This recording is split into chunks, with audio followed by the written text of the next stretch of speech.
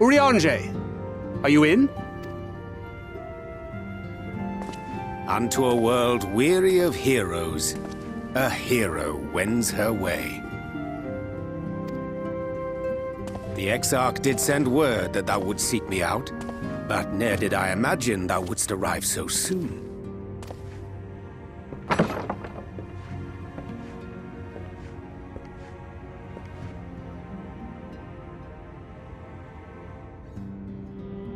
Full glad am I to see thee once more, my friend, and none the worse for thy travails.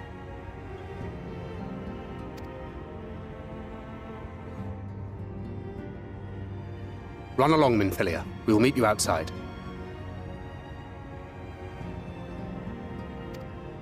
But...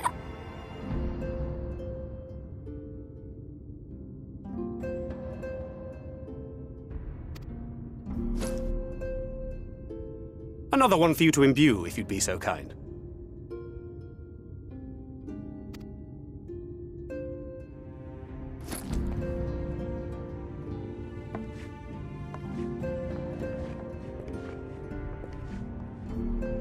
I take it thou hast met with our other comrades already?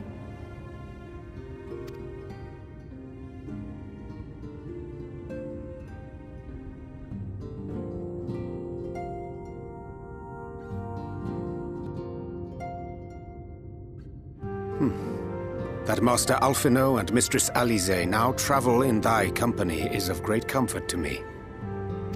It beginneth in earnest. The hunting of the Light Wardens, and perforce the war with Yulmore. Hark thee then to my words, and through them behold the vision that I did glimpse, that of the 8th umbral calamity.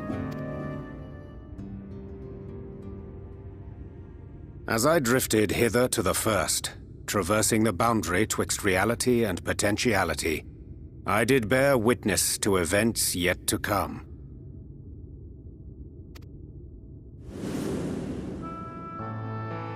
There I saw the combined forces of Eorzea and the Far East offering fierce resistance to the legions of Garlemald. So fierce, in fact, that they did begin to push the enemy back. Ilm by painful ilm at first, then Yalm by Yalm, and Malm by Malm in time. Yet the joy they felt was short-lived, for in so doing they did force the Empire's hand. Faced with defeat, the Garleans turned to a weapon most vile: Black Rose. Its potency defied all reckoning. Once released, the gas took on a life of its own, wreaking untold carnage not only in Eorzea, but in the provinces of the Empire besides.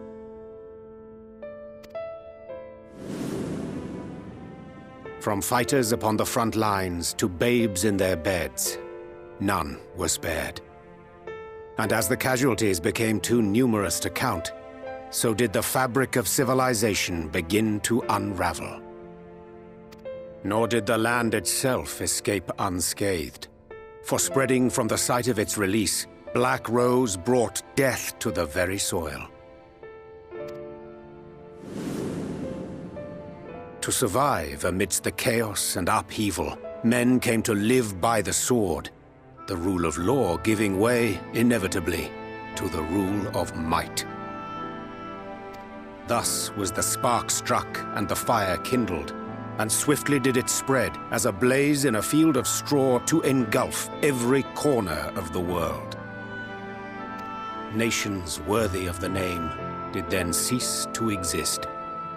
And those souls brave and true who might have risen to restore order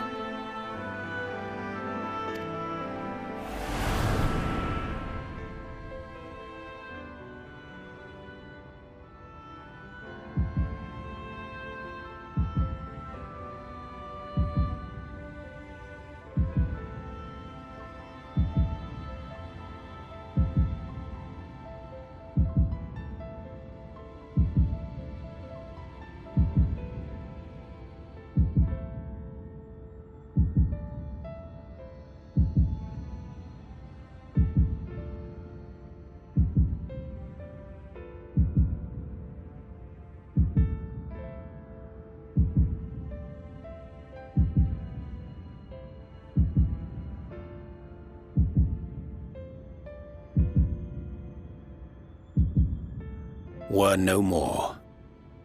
For the weapon spared not one, not even thee.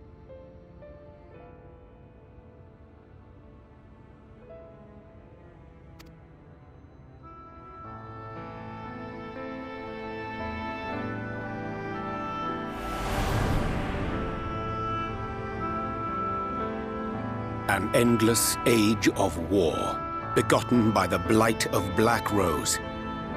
Such is the legacy of the 8th umbral calamity which I did behold.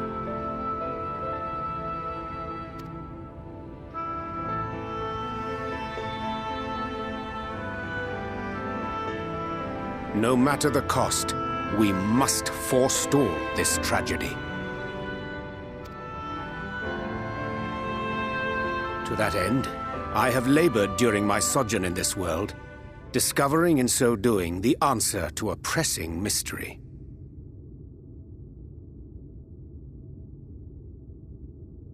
That of Black Rose's inexplicable potency.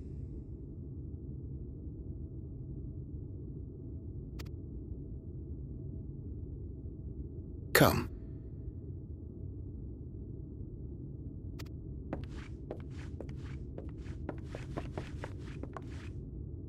Dost thou recognize yonder chart?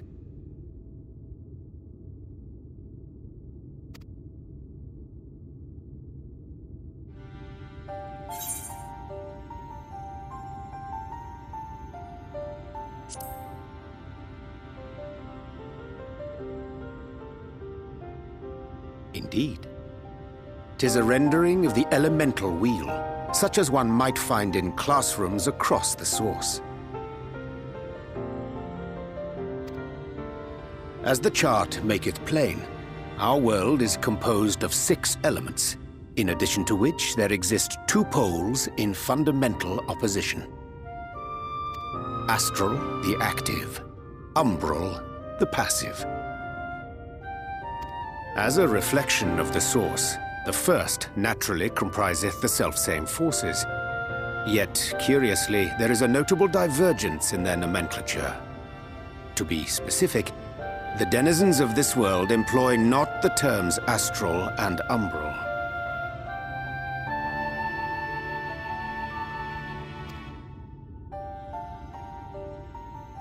Thus was I moved to inquire what names said forces had been assigned. A simple question which yielded a most unexpected answer.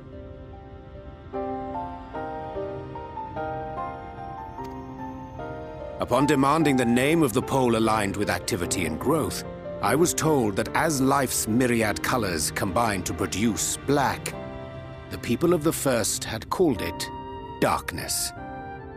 At this, did my mind begin to race. Yet 'twas only when I asked what name had been given to the pole aligned with passivity that mine eyes were opened to the truth. Peace and tranquility being as purest white, unmarred by color, I was told it had been given the name of light.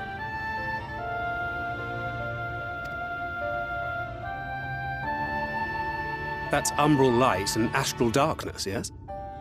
I'm no etherologist, but it strikes me that the nomenclature of the first is rooted in the generation of the 2 forces, while our own appears to focus on their effects, which makes one wonder.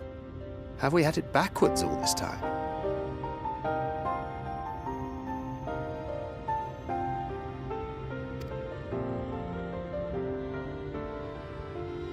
"'Tis indeed a compelling question, and one which beareth closer examination. Yet what knowledge we already possess sufficeth to explain the chain of events. The phenomenon of etheric thinning observed in the source is the consequence of light, the power of stasis, flowing in from the first to stifle the movement of ether within the land.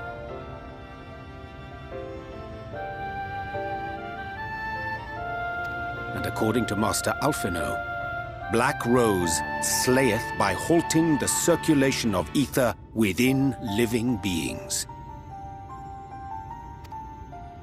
Should such a weapon be unleashed even as the first were rejoined, replete as it is with light.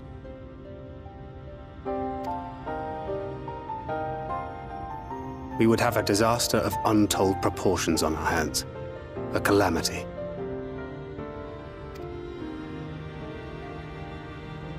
Well, at least we have a better grasp of what we're facing. Our objective, however, remains unchanged. We are to eliminate the Light Warden of Ilmeg. Speaking of which, were you able to ascertain its whereabouts? Aye. 'Tis all but certainly ensconced within Reuniting, the castle which standeth in the midst of the lake. To enter said stronghold, we must needs turn to the pixies for aid. Fortunately, I have become quite adept at courting their cooperation. Henceforth shall I accompany you, and do all in my power to ensure that my vision doth not come to pass.